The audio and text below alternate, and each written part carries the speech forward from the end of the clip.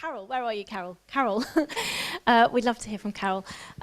Carole got in contact with me when she saw the title of our conference, Mothers and Identity. She was really excited because you've done a PhD, haven't you, Carole? Quite a long time ago now, I think, called, where is it? Women as Mothers, Changing Role Perceptions, an Intergenerational Study. And Carole looked at two different generations, the 1970s and the 1990s, and looked at what influences, what the narratives were in those two different decades, and how that influenced mothers and their decisions and what they did. So Carole, if you'd like to come up and tell us about your PhD.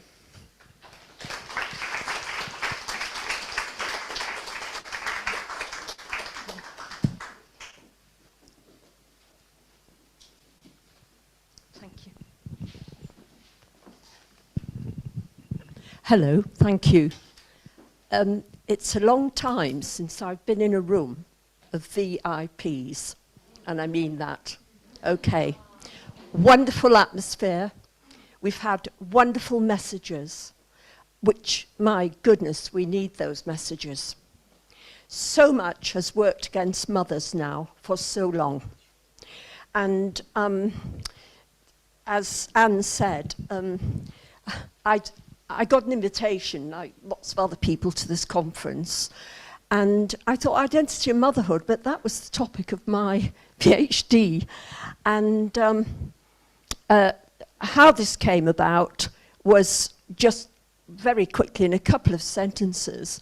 In the 1980s, I was working very part-time from home, having 4 young children myself, for the National Childbirth Trust as an antenatal teacher, and which I greatly enjoyed, and also the postnatal support groups we used to have in those days.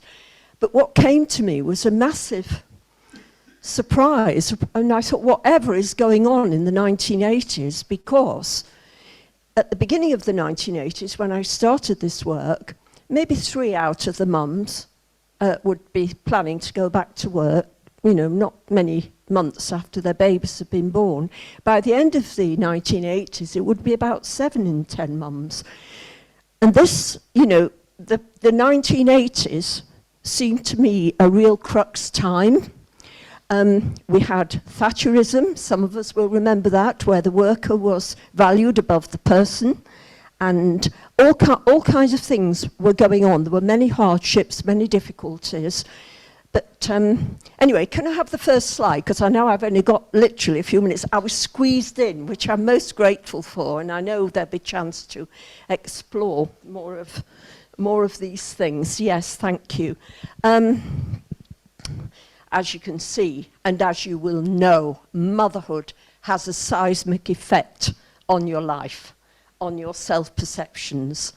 And I think today is going to be very much about having confidence about that and how best to move on.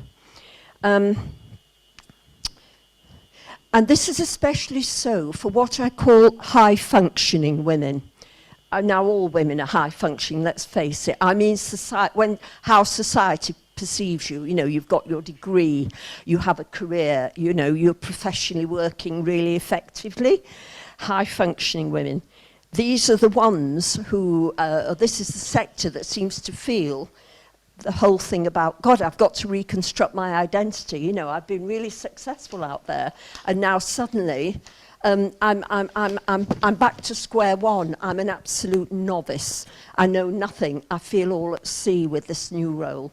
Second slide, please. Yeah. So. I got into the sort of late 90s, and I was working full-time for the Open University as an academic, working on children and young people's courses, and also running the health and social care faculty from the East Midlands regional office. And I kept wanting to sort this question out that was in my mind. What went on? Why have things changed so much between the 1970s and the 1990s? And so I decided to try and register for PhD to capture the essence and the texture of beliefs and values of women who became mothers on either side of this decade.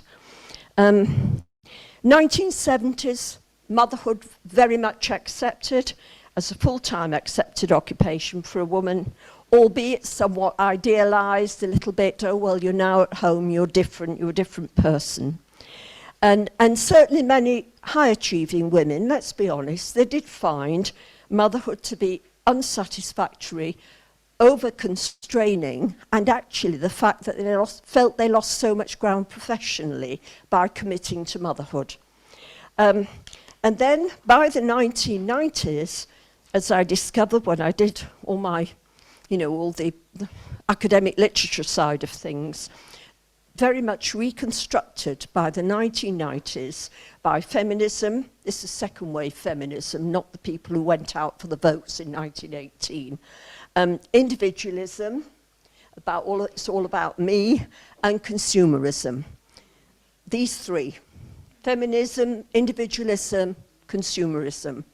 As one research participant put it, this was one of the 1990s mums, motherhood is no longer valued in our society, it's just something you have to do alongside something else, like a job. And of course, many graduates and people who launch into professional careers, it's often that they take on motherhood almost into middle life, actually. And they're very established, and then of course there are all the physical implications of later motherhood as well. Could I have the next slide, please? Yeah, as you can see, so my questions were, well, you can read it, but are there significant differences in the role perceptions of 1970s mums, 1990s mums? And the very important question for me was, are differences discernible between the two generations with respect to the strength of personal agency, the strength of, did they choose what they ended up doing, how they balanced their lives, how they cashed everything out? Had they chosen? Did they feel they'd chosen? That was their formulation of motherhood and other roles. And then I had kind of thought that the 1990s mothers, not exactly a hypothesis, but I had sort of thought that they would feel that they had constructed motherhood in their lives in a way that was more satisfactory than the 1970s mothers. And it turned out to be not the case. They had been equally constrained by social values, mores, ideologies, all the elements that I've already mentioned. And of course, the sense that women had rights to greater self-fulfillment. This issue of self-fulfillment, we've been hearing about self-fulfillment here within motherhood and with Kate Silverton, this notion of self-fulfillment. So for both sets of women, their perceptions of motherhood, the way they had thought about motherhood, the way they felt, had been positioned by external forces. And I called it the balance of parenthood, personhood balance, and how they balance that out, and how the different elements had been strong or not so strong. Right, next critical question, which has really been the essence of my work ever since finishing the PhD in 2008, has been, have the needs of babies been changed? I'm sorry, could we have the next slide? Sorry, I should have said that. Have the needs of their babies been changed by new thinking around motherhood? Could babies also be reconstructed by new ideologies, new norms, new values? Scientific evidence indicates no. And why? Because the emotional needs of young children persist across time, place, culture, circumstance, whatever you liked, whichever word you like to use. Those little ones, their needs and the way they are persists throughout. And as our other speakers have said, research demonstrates without question that the bedrock of emotional security for children in early infancy is the most critical factor for future health, well-being, and for holistic health. Currently, I'm Science and Research Coordinator for What About the Children, a charity that focuses on the emotional well-being of the under threes. My predecessor, Diana, sitting here in that role, did tremendous work having a team of academics who work for us very, very part-time. They're paid a little fee. We search critical research relating to the topic we're talking about, and then I now invite one of these academics, whichever it seems to fit most suitably, to do a couple of pages summary of some very complex scientific research that's published in the journals. You know what I mean, the ones with all the data and, you know, and references as long as your arm. Right, so as in many, could I have the next slide, please? As with many aspects of human life, the dominant idea is, well, if it's happening, it must be right. You know, if it's being allowed to happen, if it's being supported by money, if it's being supported by policy, then it must be right. The idea that society's conventions must have a moral basis. No, not necessarily. And I'm afraid it's harder and harder for people to stand up against that idea at the moment. And why? We've heard about attachment. We've heard about the infant brain and the connections with the emotion centre of the brain. Could I have the next slide, please? Early experience literally shapes the architecture of the infant brain, impacting lifelong on psychosocial health. Wonderful quote from the US National Institutes for Health.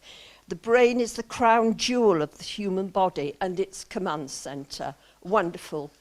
At birth, baby's brain, quarter size of adult brain, half size by end of the first year, 80% adult size by the end of the third year. My goodness, are those first 3 years important? Yes, they are. But we've heard a little bit about stress in the amygdala. I've forgotten, was it the lizard? Where are you? Oh, she's not here, is she? No, she's at home. I can't ask her. I think it was the lizard. I love that imagery, actually. I think it was the lizard. Right. Society's focus and concern currently, obviously, about our physical environment, global warming, etc. Could I have the next slide, please? Oh, you've got it up there. I'm sorry. Another concern, the digital environment, screens and little children, artificial intelligence, all of this. I believe we need to have a further concern, our relational environment. We've got to get our relation environment right for our children's future, in fact, for the future of us all. Thank you very much. Okay.